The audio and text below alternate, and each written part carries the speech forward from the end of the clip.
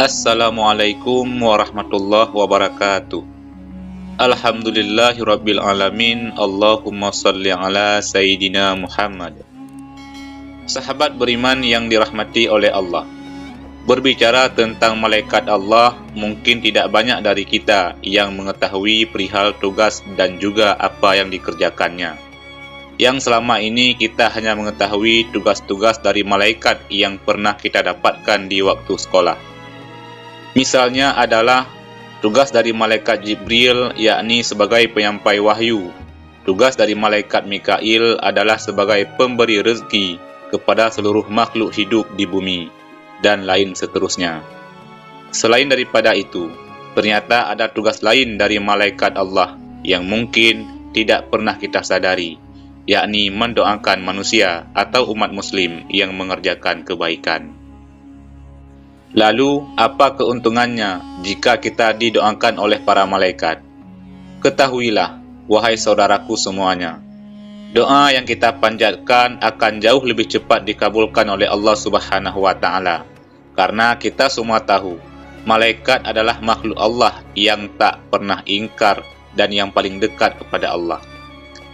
Lalu, siapa saja golongan manusia yang sangat beruntung tersebut? Yang pertama adalah orang yang tidur dalam keadaan bersuci. Salah satu manusia yang beruntung didoakan oleh para malaikat, yakni orang yang bersuci terlebih dahulu sebelum tidur.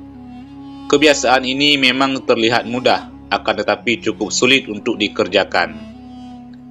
Bagi orang yang kuat iman dan takut kepada Allah, tentu sebisa mungkin akan menyempatkan waktu untuk bersuci terlebih dahulu sebelum tidur. Sebagaimana yang diriwayatkan dari Imam Ibnu Hibban, ia berkata, "Barang siapa yang tidur dalam keadaan suci, maka malaikat akan bersamanya di dalam pakaiannya. Dia tidak akan bangun hingga malaikat berdoa, 'Ya Allah, ampunilah hambamu si fulan karena tertidur dalam keadaan suci.'" Hadis riwayat Ibnu Hibban. Oleh sebab itu, biasakanlah dan sempatkan apabila hendak tidur, bersucilah terlebih dahulu. Kemudian yang kedua, orang yang sedang duduk menunggu waktu salat. Dari Abu Hurairah radhiyallahu anhu, Rasulullah sallallahu alaihi wasallam bersabda, "Tidaklah salah seorang di antara kalian yang duduk menunggu salat selama ia berdoa dalam keadaan suci, kecuali para malaikat akan mendoakannya, 'Ya Allah, ampunilah ia. Ya Allah, sayangilah ia.'" Hadis riwayat Muslim. Lalu yang ketiga, orang yang berada di saf depan dalam salat berjamaah. Rasulullah sallallahu alaihi wasallam pernah bersabda, "Sesungguhnya Allah dan para malaikatnya berselawat kepada orang-orang yang berada pada saf-saf terdepan." Hadis riwayat Abu Dawud. Kemudian yang keempat, orang yang menyambung saf saat salat berjamaah. Orang-orang yang tidak membiarkan barisan saf salat kosong juga termasuk salah satu orang yang beruntung yang selalu didoakan oleh para malaikat. Sebagaimana disebutkan dalam sebuah hadis dari Aisyah radhiyallahu anha, Rasulullah sallallahu alaihi wasallam pernah bersabda, "Sesungguhnya Allah dan para malaikatnya bersalawat kepada orang yang menyambungkan saf, dan siapa yang mengisi celah, niscaya Allah akan mengangkat derajat orang tersebut karenanya." Hadis riwayat Ibnu Majah. Kemudian yang kelima, mengucapkan amin ketika imam selesai membaca Al-Fatihah. Hal ini pernah dikatakan oleh Abu Hurairah radhiyallahu anhu bahwa Rasulullah sallallahu alaihi wasallam pernah bersabda, "Jika seorang imam membaca ghairil maghdubi alaihim waladdallin, maka ucapkanlah oleh kalian amin. Karena barang siapa ucapannya itu bertepatan dengan ucapan malaikat, maka ia akan diampuni dosanya yang masa lalu." Hadis riwayat Imam Bukhari.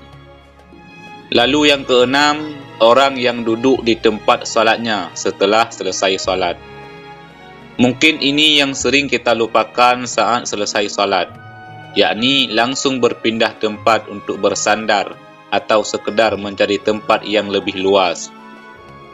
Padahal jika kita mengetahui tetap berada pada posisi di mana kita mengerjakan salat merupakan salah satu hal yang membuat malaikat akan mendoakan kita.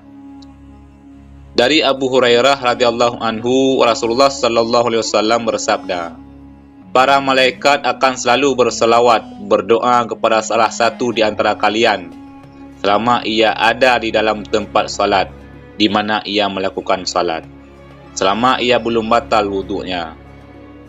Para malaikat berdoa, "Ya Allah, ampunilah dan sayangilah ia." Hadis riwayat Ahmad. Oleh sebab itu, hindari sebisa mungkin langsung berpindah tempat setelah selesai salat, sebelum berzikir atau bermunajat kepada Allah Subhanahu wa taala. Kemudian yang ketujuh, orang yang melakukan salat subuh dan asar berjamaah. Abu Hurairah radhiyallahu anhu berkata, Rasulullah sallallahu alaihi wasallam bersabda, para malaikat berkumpul pada saat salat subuh. Lalu para malaikat yang menyertai hamba pada malam hari, yang sudah bertugas malam hari hingga subuh naik ke langit. Sedangkan malaikat yang bertugas pada malam hari tetap tinggal. Lalu Allah bertanya kepada mereka, bagaimana kalian meninggalkan hamba-Ku? Mereka menjawab, kami datang sedangkan mereka sedang melakukan salat, dan kami tinggalkan mereka sedangkan mereka sedang melakukan salat. Maka ampunilah mereka pada hari kiamat. Hadis riwayat Ahmad. Lalu yang kedelapan, orang yang mendoakan saudaranya tanpa sepengetahuan yang didoakan. Rasulullah sallallahu alaihi wasallam pernah bersabda, doa seorang muslim untuk saudaranya yang dilakukan tanpa sepengetahuan orang yang didoakannya adalah doa yang akan dikabulkan. Pada kepalanya ada seorang malaikat yang menjadi wakil baginya. Setiap kali ia berdoa untuk saudaranya dengan sebuah kebaikan, maka malaikat tersebut berkata, Amin. Dan engkau pun mendapatkan apa yang ia dapatkan. Hadis riwayat Al-Imam Muslim. Oleh sebab itu, doakanlah kebaikan kepada saudara-saudara kita yang mungkin sedang tertimpa musibah, atau bahkan yang menyakiti hati kita. Insya Allah, kita akan didoakan oleh para malaikat supaya diberikan kekuatan dan kelapangan dari Allah Subhanahu wa taala. Lalu yang kesembilan, orang yang berinfak. Dari Abu Hurairah radhiyallahu anhu, ia berkata bahwa Rasulullah sallallahu alaihi wasallam pernah bersabda, tidak satu hari pun di mana pagi harinya seorang hamba ada padanya, kecuali dua malaikat turun kepadanya. Salah satu di antara keduanya berkata, Ya Allah, berikanlah ganti bagi orang yang berinfak. Dan yang lainnya berkata, Ya Allah, hancurkanlah harta orang yang pelit.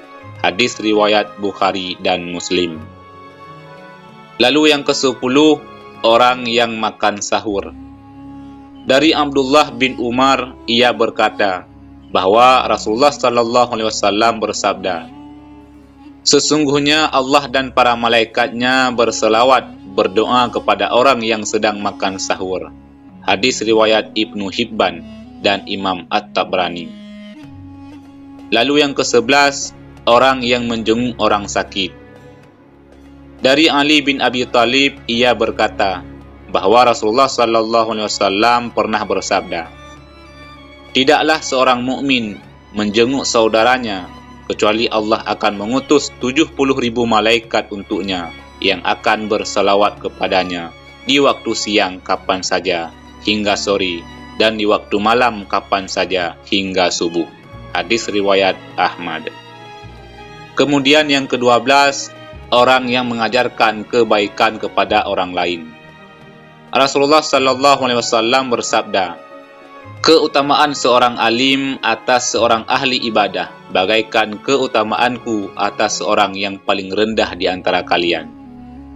Sesungguhnya penghuni langit dan bumi, bahkan sumut yang ada di dalam lubangnya, dan bahkan ikan, semuanya bersalawat kepada orang yang mengajarkan kebaikan kepada orang lain. Hadis riwayat At-Tirmidzi dari Abu Hamanah Al-Bahili. Sahabat beriman yang dirahmati oleh Allah, kita semua berharap semoga kita bisa menjadi salah satu hamba Allah yang selalu didoakan kebaikan oleh para malaikatnya. Amin, amin ya rabbal alamin. Wallahu a'lam bissawab. Demikian yang bisa kami bagikan, mudah-mudahan ada manfaatnya. Assalamualaikum warahmatullahi wabarakatuh.